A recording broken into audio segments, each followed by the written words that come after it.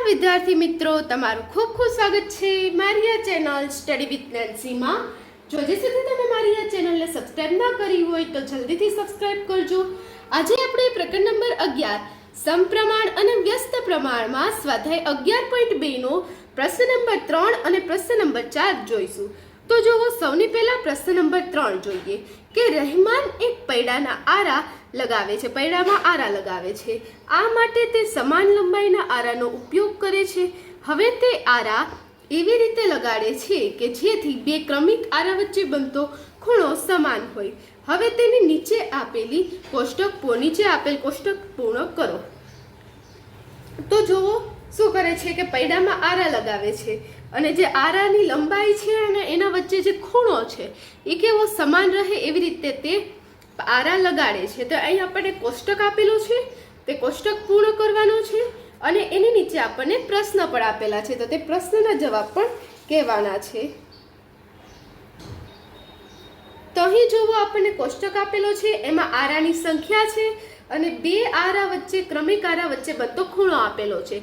જો 4 આરા હોય તો 90 અંશનો ખૂણો બને અને 6 આરા હોય તો 60 અંશનો ખૂણો બને। તો હવે એના ઉપરથી પહેલો પ્રશ્ન જોઈએ, પછી કોષ્ટક પૂર્ણ કરીએ। તો પહેલો પ્રશ્ન શું પૂછેલો છે કે શું આરાની સંખ્યા અને બે ક્રમિક આરા વચ્ચે બનતો ખૂણો પરસ્પર વ્યસ્ત પ્રમાણમાં છે? કે અહીંયા જે આરા વચ્ચે આરાની સંખ્યા છે એનાથી બનતો ખૂણો છે કેમાં છે? વ્યસ્ત પ્રમાણમાં છે। તો આમાં શું આવશે? હા, તે આ જે માહિતી આપેલી છે કેમાં છે? વ્યસ્ત પ્રમાણમાં છે। કેમ કે જેમ જેમાં જે આરાની સંખ્યા વધતી જાય છે, પેલા 4 આરા હતા એમાંથી આરાની સંખ્યા વધી, તો આરાની સંખ્યા વધી તો આ જે આરા વચ્ચેનો ખૂણો હતો તે ઘટ્યો, એટલે આ માપ વધ્યું અને આ માપ ઘટ્યું, એટલે જ્યારે એક માપ વધે ને બીજું માપ ઘટે, જેમ જેમ માપ વધતું થાય પહેલું માપ તેવી રીતે બીજું માપ ઘટતું જાય, તો એને આપણે કયું કહીશું? વ્યસ્ત પ્રમાણ કહીશું। એટલે લખશું કે હા કે આ માહિતી વ્યસ્ત પ્રમાણમાં છે। હા, આ માહિતી વ્યસ્ત પ્રમાણમાં છે। અથવા તો તમે એમ પણ લખી શકો કે હા કે બે ક્રમિક આરા વચ્ચે બનતો ખૂણો એ પરસ્પર વ્યસ્ત પ્રમાણમાં છે, અથવા તો આમ પણ લખો તો પણ ચાલે કે માહિતી વ્યસ્ત પ્રમાણમાં છે। હવે આપણે લખવાનું છે કે આજે કોષ્ટક પૂર્ણ કરીએ, પછી બીજો અને ત્રીજો પ્રશ્ન જોઈએ।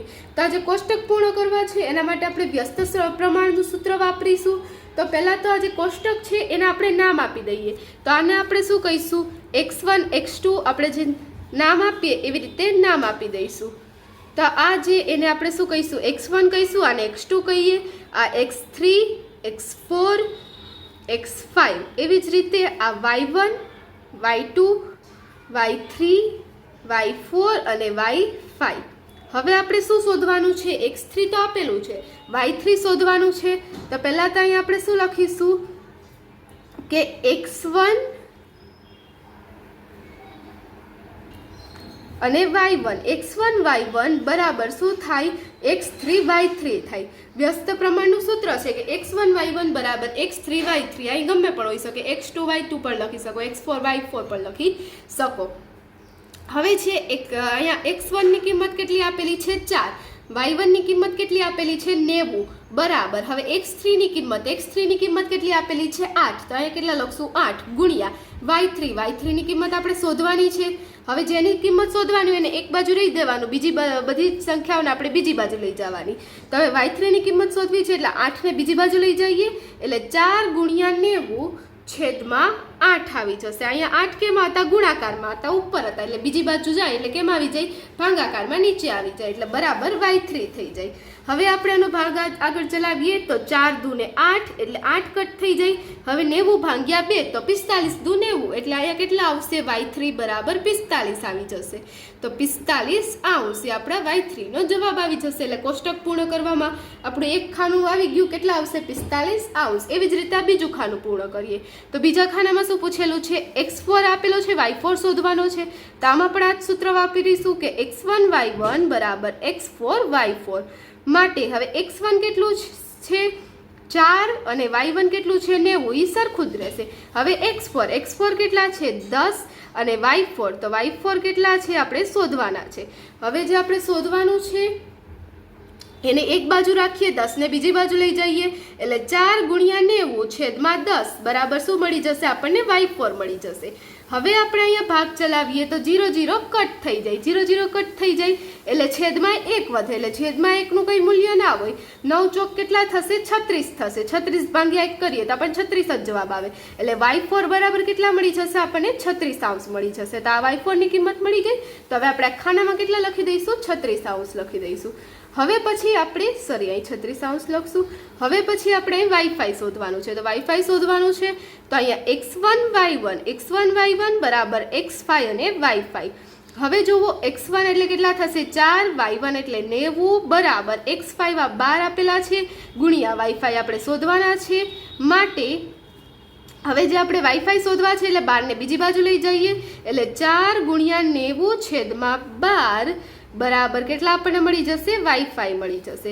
માટે હવે આનો આપણે ભાગ ચલાવીએ તો 4 તેરી 12 એટલે અહીંયા 3 કટ થઈ જશે. હવે 90 ભાગ્યા 3 તો 3 તેરી 9 એટલે કેટલા આવી જશે? 30. એટલે વાઈફાઈ બરાબર આપણને કેટલો મળશે? જવાબ 30 મળશે. તો આ કોષ્ટક આપણું પૂર્ણ થઈ ગયું. કેટલા મળી ગયા? આપણને વાઈફાઈ બરાબર 30 મળી ગયા. તો આપણો પહેલો પ્રશ્ન થઈ ગયો કે વ્યસ્ત પ્રમાણમાં છે. હા, વ્યસ્ત પ્રમાણમાં છે. અને અહીંયા કીધું હતું કે કોષ્ટક પૂર્ણ કરો, તો કોષ્ટક પૂર્ણ થઈ ગયું. હવે એના પછી બીજો પ્રશ્ન પૂછેલો છે કે 15 આરાવાળા એક પૈડામાં 2 ક્રમિક આરા વચ્ચે બનતા ખૂણાનું માપ શોધો. કે હવે આરા જો અહીંયા 12 આપેલા હતા, ત્યાં 15 આરા હોય તો આ ખૂણાનું માપ કેટલું બને? તો આ ખૂણાનું 15 આરા હોય એટલે આને આપણે x6 ગણી લઈએ અને y6 ગણી લઈએ. હવે એના ઉપરથી આપણે કિંમત શોધી લઈએ કે x1 એ y1 બરાબર x6 ને y6. તો હવે આપણને x1 y1 આપણે ઉપરના દાખલામાં લીધા તેવી જ રીતે કે 4 ગુણ્યા 90 બરાબર x6 આપણે કેટલા છે? 15 આરા વાળું હોય તો હવે y6 આપણે શોધવાનું છે એટલે ગુણ્યા y6. માટે હવે આપણે શું કરીશું? 15 ને બીજી બાજુ લઈ જઈએ એટલે 4 ગુણ્યા 90 છેદમાં 15 બરાબર y6 થઈ જશે. હવે 15 6 90 થાય, 15 ગુણ્યા 6 90 થાય એટલે 90 કટ થઈ જશે. અહીંયા 6 આવશે. હવે 4 6 કેટલા થશે? 24. એટલે y6 બરાબર આપણને કેટલા મળી જશે? 24. તો 15 આરા વચ્ચે ખૂણાનું માપ કેટલું થશે? 24 થશે. તો આપણા બીજાનો જવાબ આવ્યો. એના પછી ત્રીજું આપેલું છે. તો હવે જુઓ, ત્રીજું આપેલું છે કે 2 ક્રમિક આરાની જોડ વચ્ચે બનતા ખૂણાનું માપ 40 આપેલું છે. તો આરાની સંખ્યા શોધો. તો ખૂણાનું માપ આપેલું છે, એના ઉપરથી આપણે આરાની સંખ્યા, આરાની જે જોડ વચ્ચે આરાની સંખ્યા શોધવાની છે. તો ખૂણાનું માપ આપેલું છે એટલે આ શું થઈ જશે? y થઈ જશે. એટલે આને આપણે y7 કહી દઈએ. એટલે x1 y1 બરાબર શું થઈ જશે? x7 અને y7. માટે હવે x1 y1 આપણે લેતા હતા કેટલા લીધા હતા? 4 ગુણ્યા 90 એટલે 4 ગુણ્યા 90 બરાબર હવે x7 આપણે લઈ લઈએ. x7 આપણે x7 જ લાગશું કારણ કે x7 તો આપણે કિંમત શોધવાની છે. y7 આપણને આપેલા છે 40 એટલે આપણે 40 લખશું.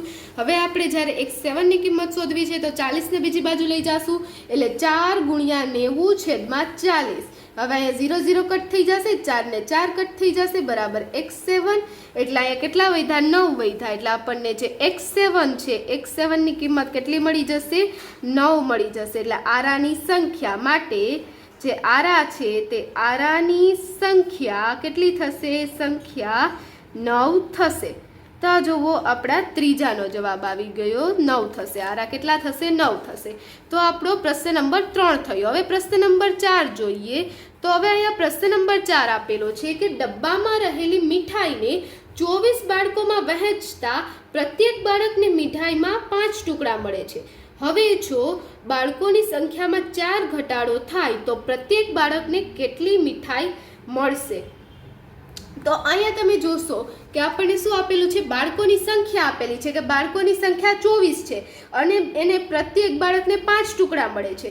જો બાળકોની સંખ્યામાં 4 ઘટાડો થાય એટલે 20 માંથી 4 ઘટી જાય એટલે કેટલા? 24 માંથી 4 ઘટી જાય એટલે કેટલા થઈ જાય? 20 થઈ જાય.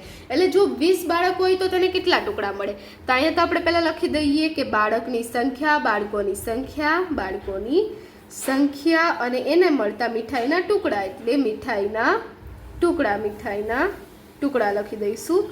તો હવે જુઓ, બાળકોની સંખ્યા કેટલી છે? 24 હતી. તો 24 બાળકોની સંખ્યા હતી તો 5 ટુકડા મળતા હતા.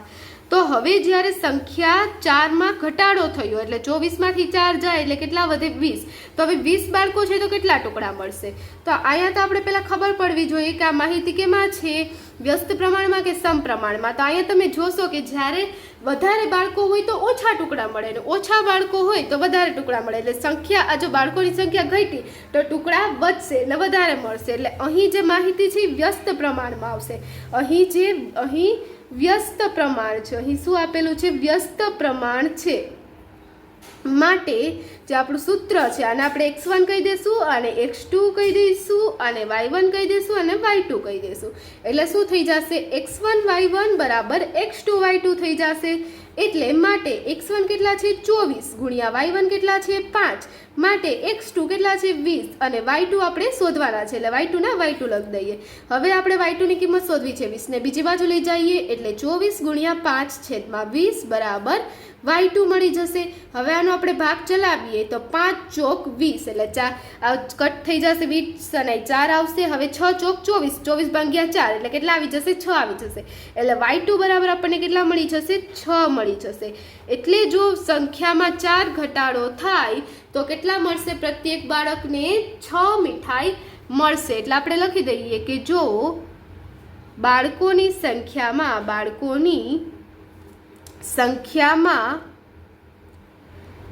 4નો ઘટાડો થાય તો પ્રત્યેક બાળકને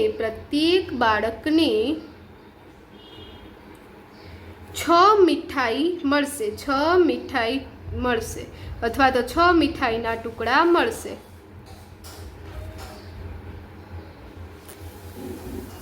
તો આ જોવો આપણા ચોથા દાખલાનો જવાબ આવશે.